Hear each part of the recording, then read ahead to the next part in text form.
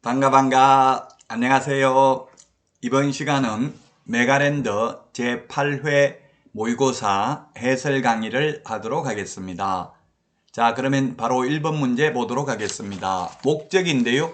목적은 시험에 최근 10년간 출제되지는 않았고요. 과거에 8번 출제됐습니다. 32번 시험 봐가지고요. 부동산 거래 신고 등에 관한 법률은 한 번도 출제된 적은 없고요. 제가 내드린 암기 프린터 핵심 비교 정리 프린터 1번에 보면 공인중개사법은 공인중개사의 업무 등에 관한 사항을 정하여 그 전문성을 제고하고 부동산 중개업을 건전하게 육성하여 국민경제에 이바지하는 것을 목적으로 합니다. 그리고 부동산 거래 신고 등에 관한 법률은 부동산 거래 등의 신고 및 허가에 관한 사항을 정하여 건전하고 투명한 부동산 거래 질서를 확립하고 국민경제에 이바지함을 목적으로 합니다. 자, 따라서 1번의 정답은 1번이 되겠습니다. 1번이 정답이 되겠습니다. 시험에 자주 출제되는 문제는 아닙니다. 그래도 시험 보기 전에 꼭 기억은 하시기 바랍니다. 자, 그러면 다음 2번 문제 살펴보도록 하겠습니다. 2번. 자, 2번 문제인데요. 용어정입니다. 중개업 및 중개행위에 관한 설명으로 틀린 것입니다. 이것도 시험에 정답은 4번인데 시험에 이게 10번 이상 출제됐던 문제입니다. 즉 중개행위에 해당되는지 여부는 주관적으로 판단하는 게 아니라 객관적으로 판단합니다. 객관적이라는 것은 손님 객자, 고객, 객실할 때 객자죠. 손님 입장에서, 의뢰인 입장에서 중개행위인지 여부를 판단합니다. 주관적 나오면 무조건 X입니다. 우리 시험이 주관식 시험이 아니라 객관식 시험이죠. 따라서 주관적이라는 말 나오면 무조건 X가 되겠습니다. 따라서 2번에 정답 4번이 되겠습니다. 자, 다음은 3번 문제 보도록 하겠습니다. 3번. 옳은 것입니다. 옳은 것인데, 자, 1번은 직무교육은 그러하지 아니하다 했는데 직무교육도 직업윤리 포함되고요. 직업윤리가 포함되지 않는 것은 거래사고 예방교육 하나밖에 없습니다. 실무교육은 28시간 이상 32시간 이하입니다. 그래서 틀렸고 정답은 3번이 되겠네요.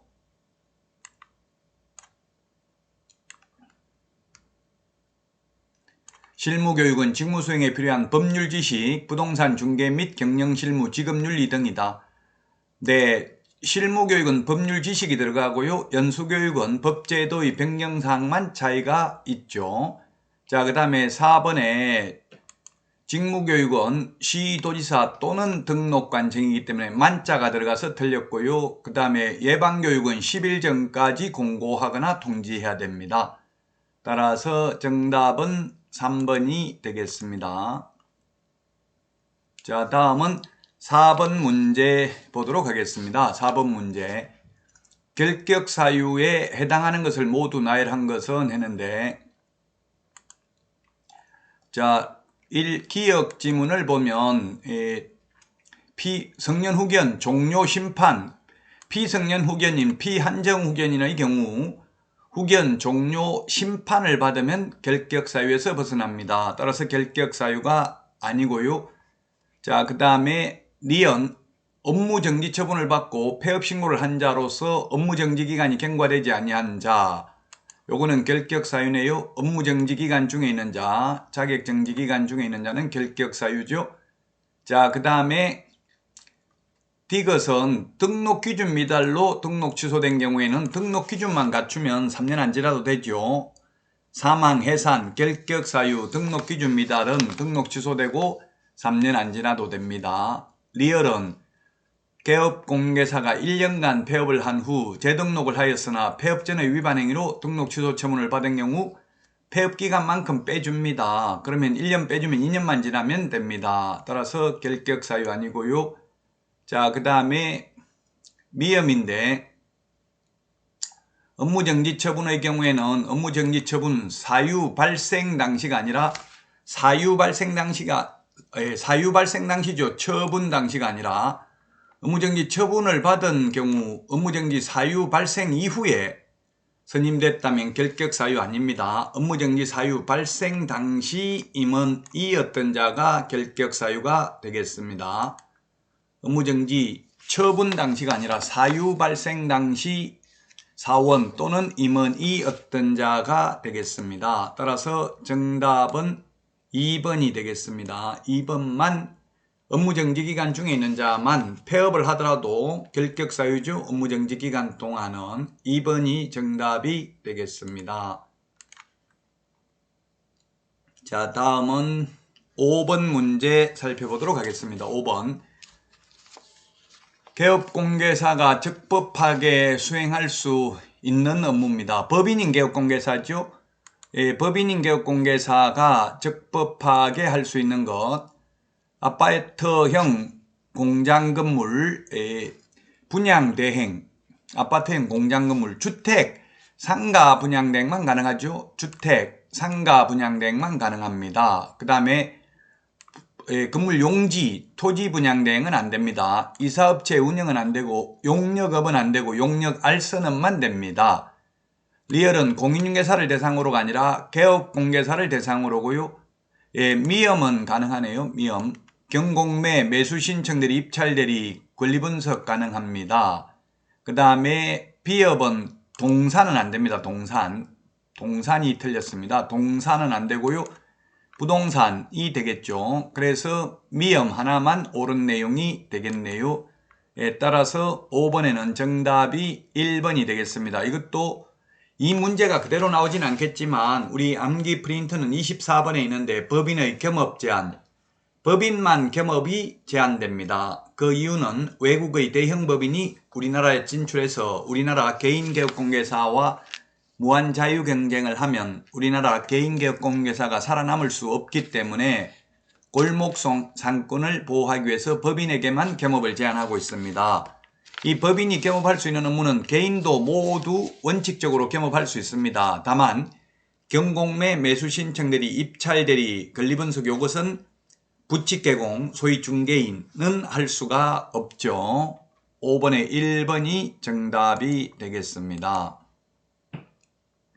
자, 다음은 6번 문제 살펴보도록 하겠습니다. 6번. 자격시험 및 자격제도에 관한 설명으로 옳은 것입니다.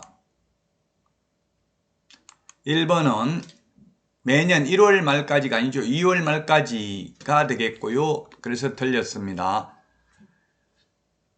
옛날에는 관보 및 일간신문이었는데 지금은 관보, 일반신문, 그 다음에 방송 중 하나 이상의 공고하고 인터넷 홈페이지에도 공고를 해야 됩니다. 자, 그 다음에 국토부 장관이 자격증 교부하는 게 아니라 시도지사가 자격증을 교부합니다. 그래서 틀렸고, 자, 그 다음에 3번이 정답이 되겠네요. 시험은 원칙 시도지사가 실시하는 게 원칙이고요. 다만 예외적으로 국토부 장관이 직접 시험을 시행할 수도 있습니다. 국토부 장관이 직접 시험을 시행하고자 하는 경우에는 공인중개사 정책심의위원회 의결을 거쳐야 됩니다. 자, 그 다음에 4번은 5년이 아니고 자격 취소되면 3년간 시험 못 보고요. 그 다음에 부정행위하면 무효 처분일로부터 5년간 시험 볼 수 없습니다. 따라서 3번이 정답이 되겠습니다.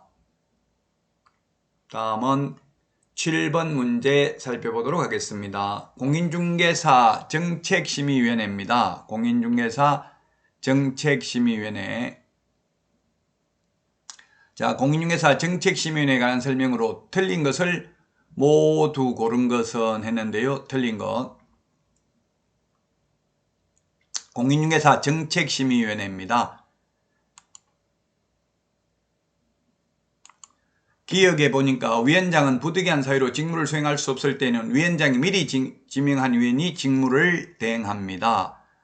그렇죠. 위원장이 미리 지명한 위원입니다. 그러나 공제운영위원회는 부위원장이 공제운영위원회의 경우는 부위원장이 위원장의 직무를 대행합니다. 근데 공인중개사 정책심의위원회는 부위원장이 없습니다. 자, 그 다음에 니은에 국토부 장관이 직접 시험 문제를 출제하려는 경우에는 위원회의 의결을 거칠 필요가 없다 했는데 거쳐야 됩니다.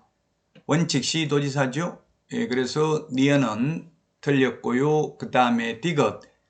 위원회는 재적위원 과반수 출석으로 개의하고 출석위원 과반수 찬성으로 의결합니다. 출석위원 과반수입니다. 그래서 틀렸고, 리얼은 중개보수 변경에 관한 사항도 심의사항에 포함됩니다. 따라서 틀렸고요. 그리고 미형, 위원회는 위원장 1명 포함하여 7인 이상 11명 이내의 위원으로 구성을 합니다. 공제운영위원회는 19명 이내죠. 그리고 주택임대차위원회는 9명 이상 15명 이내고, 상가임대차위원회는 10명 이상 15명 이내고요. 분쟁조정위원회, 주택상가 분쟁조정위원회 위원의 경우에는 5명 이상 30명 이하가 되겠습니다. 따라서 정답은 4번이 되겠습니다.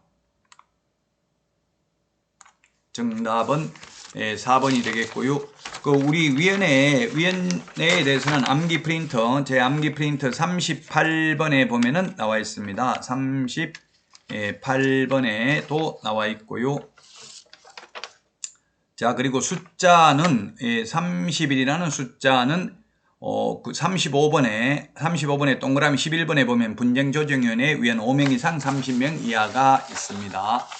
자, 따라서 4번이 정답이 되겠습니다. 자, 다음은 8번 문제입니다. 8번. 공인중개사 법령상 법인인 개업공개사에 관한 내용으로 옳은 것은 모두 몇 개인가? 다른 법률에 따라 중개업을 할 수 있는 소위 특수법인은 제외한다 라고 되어 있고요. 갑은 서울특별시 강남구에 주된 사무소를 두고 중개사무소 개설 등록을 한 법인인 개업공개사이다. 경기도 성남시 분당구에 분사무소를 설치하려고 한다. 이렇게 되어 있네요. 자, 이런 경우 8번 문제가 되겠습니다. 이런 경우 옳은 것은 모두 몇 개인가? 이렇게 했는데, 자, 먼저 기억을 보도록 하겠습니다. 기억. 분사무소 책임자는 공인중개사이어야 합니다. 물론 특수법인은 그러하지 아니하지만 특수법인은 제외한다고 했죠. 그리고 보정설정은 분사무소의 경우 1억 이상을 가입해야 됩니다. 그리고 성남시 중원구에 분사무소를 이미 설치한 상태라면 분당구에 설치할 수 없다 했는데 구별로 둘 수 있습니다. 자치구에 하나다 이런 말 나오면 무조건 X입니다. 구가 있으면 구별로 둘 수 있습니다. 그리고 분당구청장에게 신고하는 게 아니라 분사무소 설치 신고, 분사무소 이전 신고, 분사무소 휴업 신고, 분사무소 폐업 신고 전부 주된 사무소 등록관청입니다. 따라서 미형 하나만 맞네요. 분사무소 설치 신고할 때 강남구 주된 사무소 조례가 정한 수수료를 납부해야 됩니다. 우리 암기 프린터 4번에 있죠? 따라서 옳은 것은 정답은 1번 미형 하나만 옳은 내용이네요. 분사무소 관련해서는 모두 주된 사무소 등록관청이다. 다만 분사무소에서 중개행위를 하였을 경우 중개보수는 분사무소 관할 시도조례고요. 분사무소에 대한 지도감독은 주된 사무소 등록관청도 가능하고 분사무소 소재지 시장 군수구청장도 가능합니다. 자, 다음은 9번 문제 보도록 하겠습니다. 9번 문제. 인터넷을 이용하여 중개사물에 대한 표시 광고를 하는 경우 명시하여야 할 의무가 있는데 이에 해당하지 않는 것을 모두 고른 것은 했죠. 자, 인터넷 표시 광고하려면 제가 그 암기 프린트 25번에 있는데 일단 광고할 때는 성명, 소연 등, 인터넷 표시 광고할 때는 소면, 종가형, 건축물인 경우 총사방, 개개, 입주관 우리 이렇게 암기를 했었죠. 자, 그래서 해당하지 않는 것이네요. 해당하지 않는 것.